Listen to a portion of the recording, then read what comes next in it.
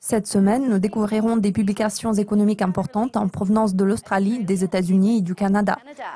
Pour discuter des éléments clés de cette semaine, je reçois James Erchick de la société FX Empire.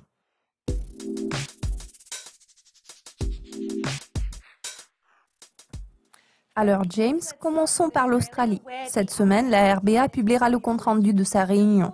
Si le ton des décideurs politiques se révèle plus positif, cela offrira du soutien au dollar australien. Des perspectives pessimistes seraient toutefois une mauvaise nouvelle pour la monnaie locale. Quelles sont vos attentes ?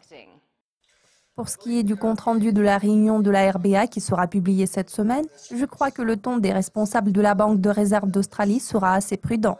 Tout porte à croire que les décideurs politiques veulent voir une croissance solide du PIB et une amélioration de la situation sur le marché du travail avant de procéder à une nouvelle hausse des taux d'intérêt. Je ne pense pas que cela se produise avant le début de 2018. Il faut que les données trimestrielles du PIB affichent une accélération. De toute façon, cela est peu probable avant le mois de janvier. Dans cette optique, je pense que la Banque de réserve d'Australie maintiendra le statu quo au cours de la partie restante de cette année. L'idée de relever les taux directeurs pourrait potentiellement refaire surface en mars. À l'heure actuelle, aucun signe ne laisse présager un resserrement de la politique monétaire. Je ne pense pas que les décideurs politiques puissent succomber à la pression exercée par le marché au vu de la vigueur du dollar australien.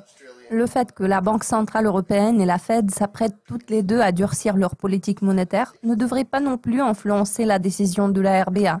Au vu de tout ce qui précède, je pense que la RBA devrait faire preuve d'attentisme et laisser inchangés ses taux directeurs au moins jusqu'en mars 2018. Également cette semaine, la Réserve fédérale américaine annoncera sa décision sur les taux. Les participants au marché prévoient le maintien du statu quo. Cela correspond-il à vos prévisions ? En ce qui concerne la Fed, je ne pense pas qu'elle décide d'augmenter les taux d'intérêt dans un proche avenir. Le degré de probabilité d'un relèvement du taux des fonds fédéraux en septembre est d'environ 1,5% en ce moment. Je suis d'avis qu'une hausse des taux est peu probable d'ici la fin de l'année, bien que selon les investisseurs, la probabilité d'un resserrement monétaire en décembre s'élève à 50%.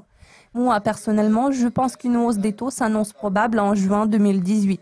En revanche, la Fed va essayer de calmer les marchés en procédant à un dégonflement de son bilan, ce qui est également une forme de resserrement de la politique monétaire. Bien que l'impact d'une réduction du bilan soit moins prononcé que celui d'une hausse des taux directeurs, cette mesure devrait aider à durcir la politique et à retirer une partie de l'argent bon marché qui avait été injecté dans l'économie. À ce stade, rien ne laisse envisager une hausse des taux d'intérêt en septembre ou en décembre. Une augmentation des taux en mars 2018 est également peu probable. Par contre, en cas d'adoption d'une réforme fiscale aux États-Unis, la situation économique pourrait nettement s'améliorer. Cela pourrait potentiellement accélérer le processus de durcissement de politique monétaire par la Fed. Janet Yellen a déclaré qu'une combinaison de mesures de politique monétaire et de politique budgétaire serait une solution efficace pour stimuler l'économie. Il en découle que cela pourrait influencer les décisions de la Fed. Jusqu'à présent, nous n'avons eu de cesse de parler de politique monétaire. Une fois que la politique budgétaire sera entrée en jeu aux États-Unis, le taux d'inflation pourra s'approcher de la cible des 2% fixée par la Fed. Selon le consensus, l'inflation canadienne devrait s'établir à 1,5%. Ces données seront-elles conformes aux prévisions, à votre avis ? À quelle réaction du dollar canadien vous attendez-vous ? Si le taux d'inflation apparaît conforme aux prévisions consensuelles, la réaction du marché sera plutôt neutre.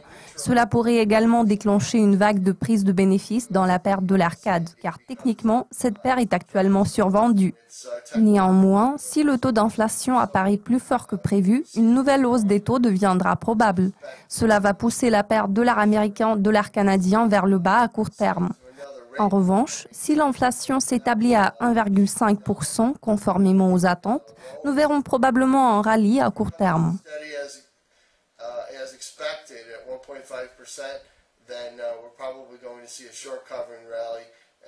Les investisseurs seront ravis de procéder à une prise de profit après les ventes massives récentes.